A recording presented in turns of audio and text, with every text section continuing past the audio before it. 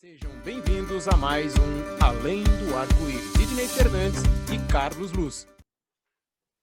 Olá, amigo, olá, amiga ouvinte, sejam todos bem-vindos. Aqui estamos para mais um Além do Arco-Íris, com reflexões em torno da doutrina espírita. Rogamos ao Senhor da vida, abençoe nossos propósitos de bem servir. Estaremos hoje apresentando mais um estudo de caso, com base em texto de Carlos Luz. Falaremos hoje sobre ecologia e espiritismo. Caso você tenha alguma sugestão ou pergunta para o nosso programa, escreva seu e-mail para carloseduluz@uol.com.br, carloseduluz@uol.com.br.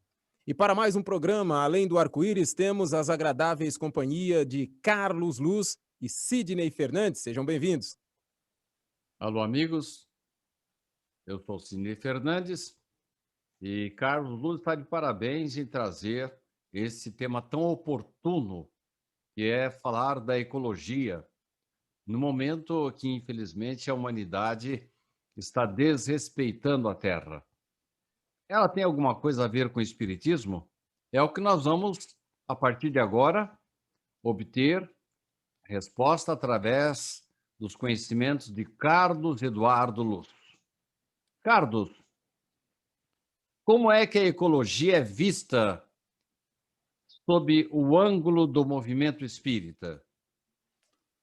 Sidney, é muito interessante que o Espiritismo ela é uma ciência, uma filosofia, uma religião, e ela é dinâmica, ela acompanha a ciência passo a passo. E essa ideia da ecologia, ela integra perfeitamente a maneira que o Espiritismo tem de enxergar a natureza, de enxergar nós na natureza e Deus, né? André Trigueiro, ele é conhecido nacionalmente, né, por seu trabalho no jornalismo televisado brasileiro. É também um especialista em ecologia e é espírita, né? Ele escreveu um livro editado pela Federação Espírita Brasileira sobre o tema, cujo título é exatamente esse: Espiritismo e Ecologia. Ele inicia a sua abordagem dizendo que pode constatar que, nas casas espíritas e na maioria absoluta dos casos, os assuntos ecológicos eram considerados secundários ou sem importância, quando muito eram citados no decorrer de uma palestra que tinha como tema principal um ou outro assunto. Então, ele fez essa crítica aí, mas usando o verbo em tempo passado, né? Vamos imaginar que hoje, né, o movimento espírita, tanto que a Federação Espírita Brasileira editou um livro sobre o tema e colocando esse jornalista como autor. Bem, Carlos, realmente ele fala isso no seu livro, nos seus textos, nas suas palestras, inclusive. Mas não deixa de ser uma crítica ao movimento espírita, né, Carlos? Por essa omissão desse tema tão relevante como a ecologia nas palestras espíritas. Você não acha? Mas esse comentário dele, Sidney, é seguido pelas palavras: como isso estaria acontecendo se experimentamos a maior crise ambiental da história da humanidade? Olha o grifo dele, ó. Maior crise ambiental da história da humanidade. Nós estamos passando por ela. Então, o Espiritismo não poderia, como ciência, religião e filosofia, ficar à margem num tema desse. Então, é, como poderia o Espiritismo não enfrentar esse assunto tão importante e urgência com a devida clareza e objetividade? Realmente você tem razão, não é uma crítica, é um alerta, né?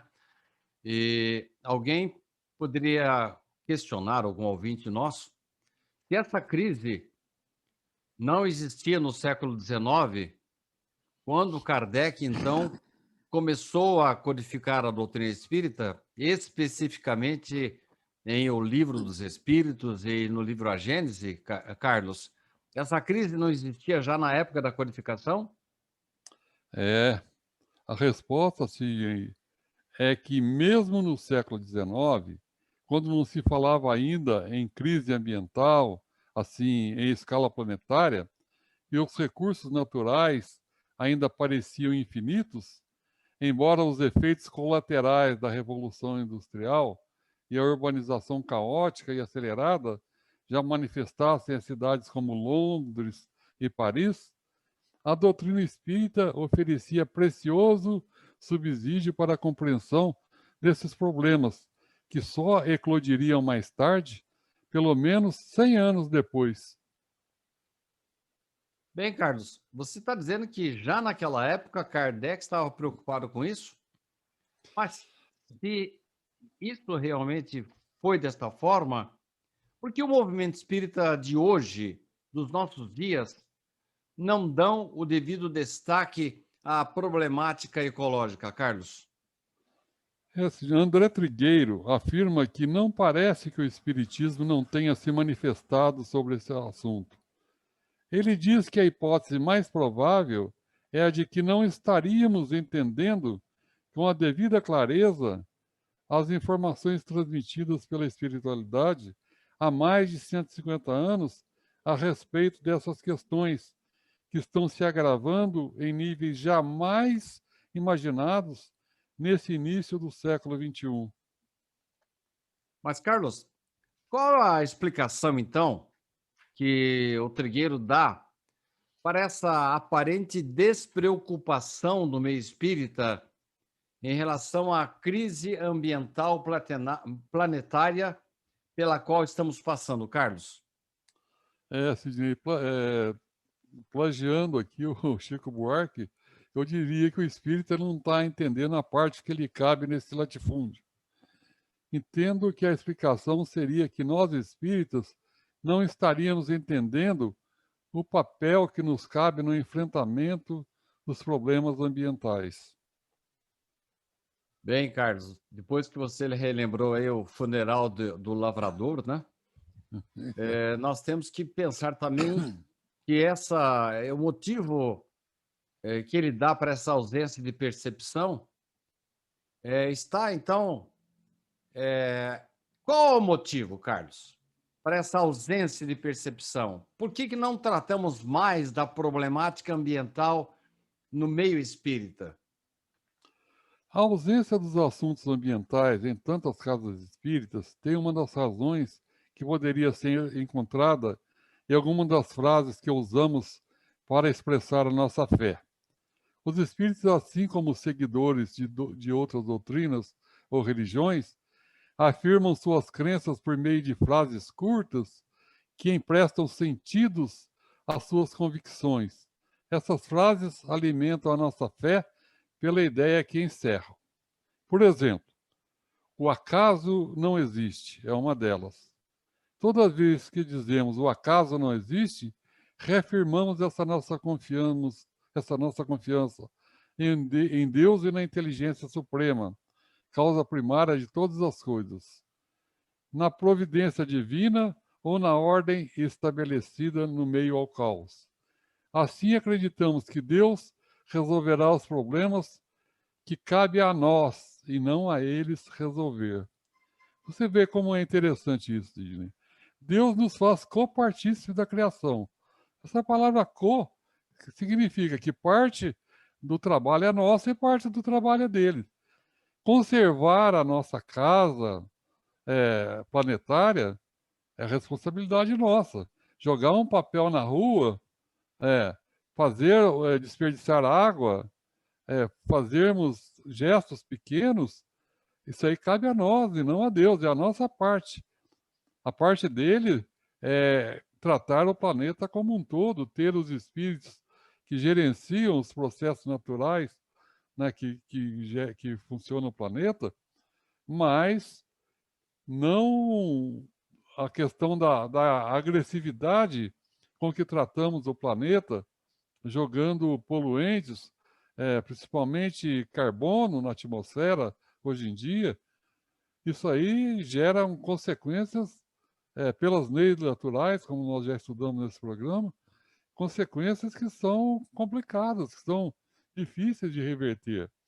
mas cabe a nós. Então, não é só achar que tudo é Deus, né? Nós somos copartícios da criação. Uma parte é Deus e uma parte é nossa. Então, cabe a nós fazermos a nossa parte na conservação do planeta em termos de ecologia. Carlos, mas você fala aí em interpretação equivocada. No começo você falou em ignorância, nós não sabíamos, né, que os recursos não eram infinitos.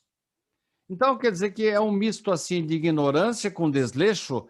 Há outras frases mal interpretadas que justificariam esse desleixo de muitos em relação à causa ambiental, Carlos? Ah, existe sim, Sidney. A gente muitas vezes encarnou em outras religiões, até muito antes de existir o Espiritismo, e a gente traz dentro da gente resquícios, né? Pela via da reencarnação, nós trazemos, então, ideias, né, que são embutidas dentro de nós, e com a prática do Espiritismo, com o estudo do Espiritismo, né, e estudo do Evangelho à luz do Espiritismo, é que a gente vai limpando. Por exemplo, uma das frases: a verdadeira vida é a vida espiritual. Eu estou aqui de passagem, né? Isso aí é aquela ideia antiga que o mundo é um vale de lágrimas, que o mundo verdadeiro é o do lado de lá. Na Idade Média prevaleceu muito essa ideia. Então a gente não ligar para esse mundo, a gente pensar que o lado de lá que é o certo. Então isso aí é um efeito colateral negativo dessa má interpretação que os teólogos medievais deram a nós, quando lá naquele tempo encarnados, e que nós trazemos por via reencarnação até hoje. Então essa ideia, a verdadeira vida é a vida espiritual. Eu estou aqui de passagem. Não, eu estou aqui, eu tenho que cuidar dessa vida. Isso aqui é uma escola, é a escola planetária. E toda escola espera que seu aluno faça a conservação do material escolar, tenha capricho com seu material escolar, né? Então nós temos que ter cuidado com o nosso planeta enquanto ele nos serve de abrigo para que nós, com o nosso corpo, possamos agregar ao espírito imortal que somos valores. Então essa é a escola, conservar a escola, não detonar literalmente a escola em termos ambientais. André Trigueiro faz mais algum destaque importante nesse seu livro, Carlos? Sim, precisamos lembrar sempre que somos espíritos animando corpos, e não corpos animando espíritos. Ou, há que se reconhecer também que o horário nobre de nossa existência é aqui e agora, já que as escolhas que fizemos a cada instante definirão a qualidade da nossa vida espiritual. Uma vez encarnado, é evidente que devemos ter alguma preocupação com a matéria, nosso corpo, nosso planeta, né? Enquanto aqui estivermos. Sem exageros, obviamente, sem ilusões, pois que nada disso nos pertence, e daqui só levamos o que as traças e a ferrugem não consomem, e os ladrões não furtam nem roubam, como asseverou Jesus. Mas, reconhecendo que faz parte de nosso aprendizado espiritual nos relacionarmos de forma saudável, inteligente e responsável com os assuntos da matéria, consagrando parte do nosso tempo à manutenção do corpo e do planeta que nos acolhe. Bem, Carlos, isso que você falou é muito importante. E nós devemos respeitar o corpo, respeitar o planeta, a moradia. Nesse livro, Espiritismo e Ecologia, há mais recomendações importantes, Carlos? Ah, sim, Sidney, muitas.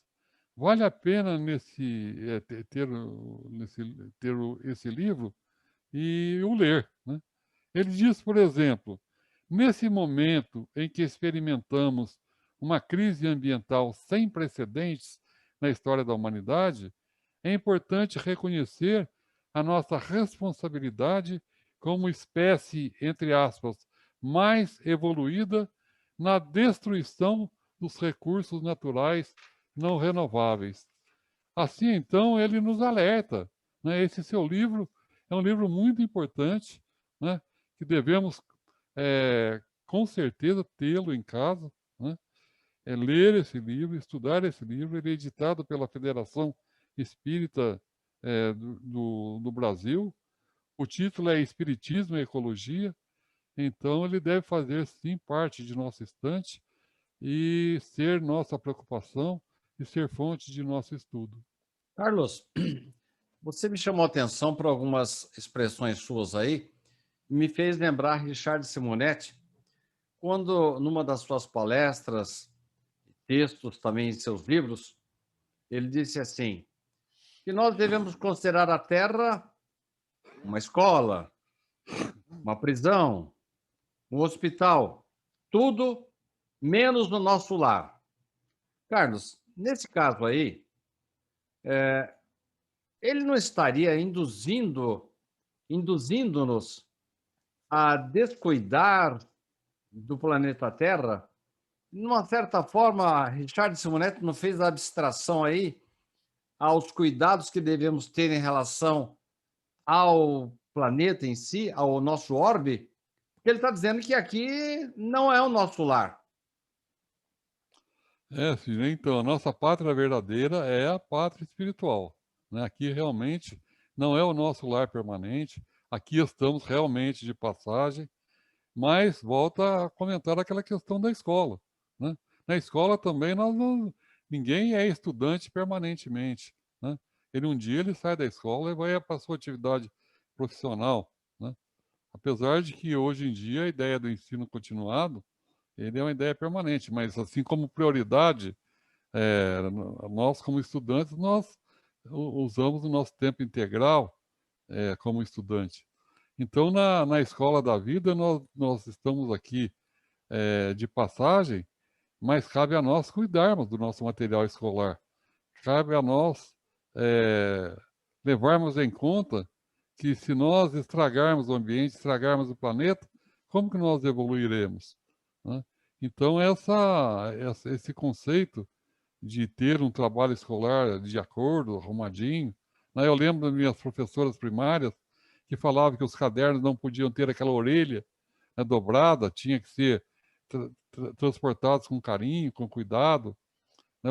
As folhas utilizadas nas aulas de desenho deveriam estar limpas, não estarem dobradas, né? A borracha devia estar limpa, o lápis bem apontado, né? O uniforme da gente limpo, a classe bem cuidada, não jogar papel no chão, não derrubar o tinteiro. Eu sou do tempo que levava tinteiro na escola ainda para aprender a escrever com caneta a tinta.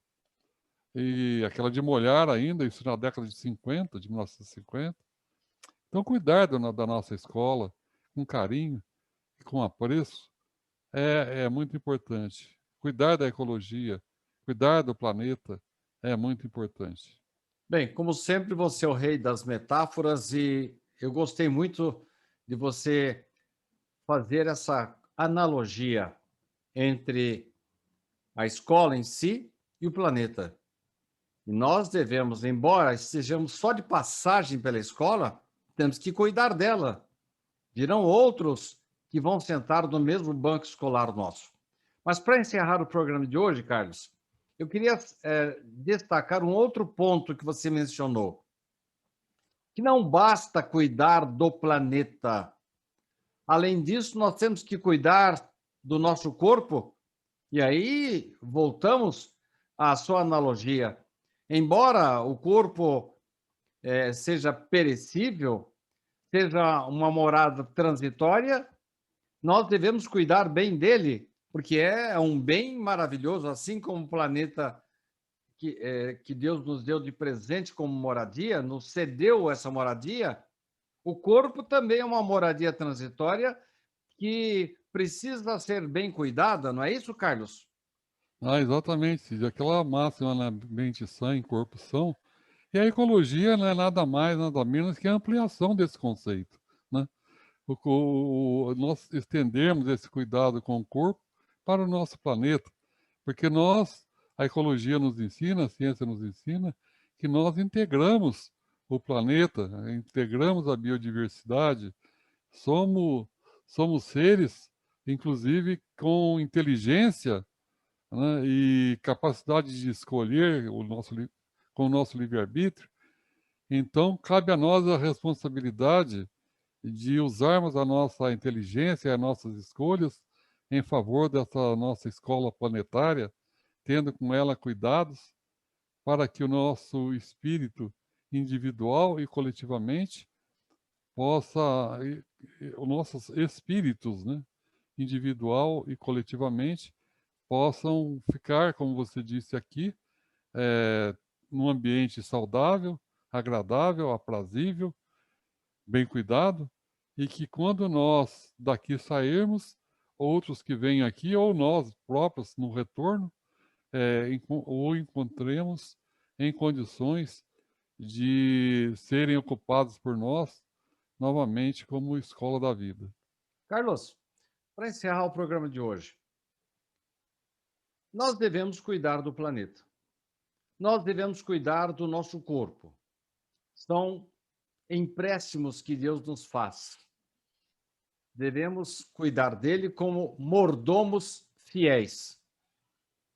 Carlos, mas eu vejo muita gente extrapolando, descuidando do corpo, com vícios, não apenas aqueles que vêm de fora para dentro, mas os que vão de dentro para fora. Há consequências para quem descuida do corpo e do planeta, Carlos? Ah, com certeza. Com certeza essas consequências, elas vêm. Primeiro, existem consequências de curto prazo, curto e médio prazo e de longo prazo. De curto e médio prazo são a pessoa que fuma, ela tem uma bronquite, ela tem um problema respiratório. Isso aí é uma consequência imediata, né? E se pensarmos em vício, a pessoa usar drogas, né?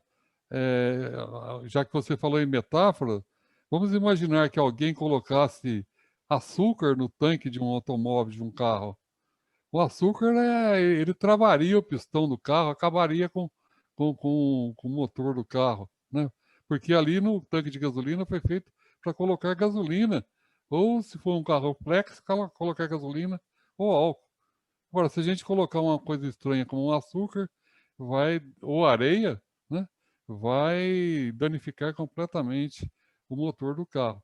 Então, a pessoa que usa drogas, ela está injetando no organismo coisas que não é feito para o organismo resistir. E se isso abreviar a vida dele, ele sofrerá as consequências como um suicida, né? Ele está sendo um suicida, vamos colocar entre aspas, a prestação. Ele está desprezando essa preciosa dádiva que o Criador nos fez, que é o nosso corpo e que é o nosso planeta também, pensando em termos macro, né? Então, cuidar do corpo, praticarmos esportes, nos alimentarmos bem, nos exercitarmos fisicamente, isso aí é importante.